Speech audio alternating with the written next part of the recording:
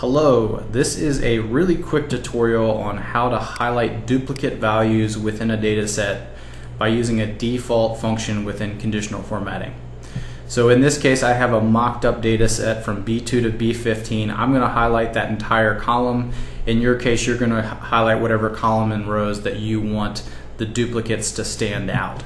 So in this case I have the B2 to B15 range highlighted. I'm going to then select conditional formatting under the home tab, and then I'm going to go down to new rule.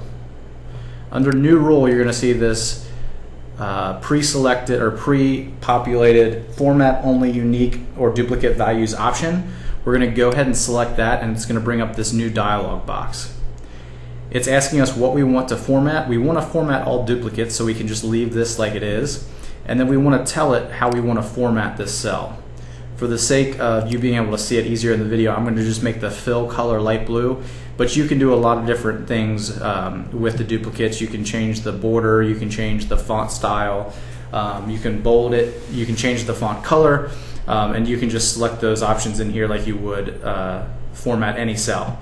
In this case, like I said, I'm going to select blue as the fill color. I'm going to click OK and then OK again, and then we'll see within our data set every time there's a duplicate data point, it highlights in that light blue color. So I have one here, I have one here, I have two here, I also have two here. 3 shows up here and here, and then even if we add numbers down to the bottom, if they occur somewhere else it will highlight, and if they do not occur somewhere else they won't highlight. So it's a living list if you highlight your entire column. The only drawback with this default method is that it highlights all duplicates, including the first instance of that duplicate. So a lot of times when we're dealing with data that has duplicates, we want to eliminate any time that it happens past the first time, but we want to keep the first time.